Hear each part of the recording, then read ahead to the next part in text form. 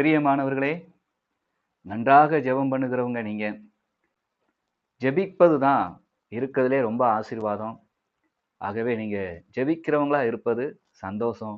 ஜெபிப்பதும், வேதம் வாசிப்பதும் அனுதினமும் உங்களுடைய வாழ்க்கையானால், உங்களுடைய வாழ்க்கையிலே ஒரு மாற்றமும் அவசியம். இல்லை என்றால் அது எப்படி இருக்கும்? பரிசுத்த வேதாகமம் சொல்கிறது, மத்தேயு 5ஆம் அதிகாரம் 15ஆம் வசனம். விளக்கை கொளுத்தி மரக்காலால் மூடி வைக்காமல் விளக்கு தண்டின் மேல் வைப்பார்கள். அப்பொழுது அது வீட்டில் உள்ள யாவருக்கும் வெளிச்சம் கொடுக்கும். விளக்கை கொளுத்தி, விளக்கு என்பது நீங்க பண்ணுகிற ஜெபம்தான்.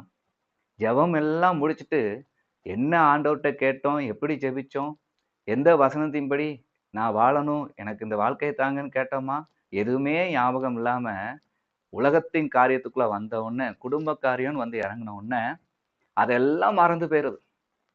அதான் ஒரு பெரிய ஒரு மரப்பெட்டியை செஞ்சு விளக்க மூடி வைக்கிற மாதிரி மூடி வச்சிருது.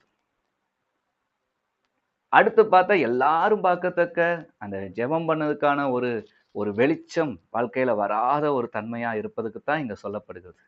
நீங்களும் நன்றாக ஜெபம் பண்றீங்க, வேதம் வாசிக்கிறீங்க. அப்போ உங்களுடைய குடும்பங்களுக்குள்ள எல்லாரும் உங்களை பார்த்து ஒரு மாற்றம் அடைவாங்க.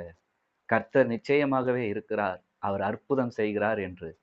உங்களுடைய நண்பர்கள், சொந்த பந்தங்கள் எல்லாவற்றிலும் ஒரு வெளிச்சமுள்ள வாழ்க்கை உங்களுக்கு இருக்கும். வெளிச்சம் என்பது உங்களுடைய கிரியைகள் தான்.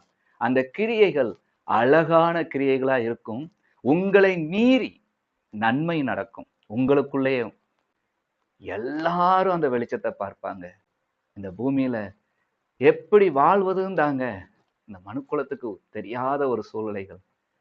ஆனா உங்களுக்கு வாழ்ந்து காட்டவே ஆண்டவர் அருமையான பரிசுத்த வேதாகமம் கொடுத்திருக்கிறார், சபை கொடுத்திருக்கிறார், ஜெபம் என்கிற ஒரு ஜீவியத்தை கொடுத்திருக்கிறார்.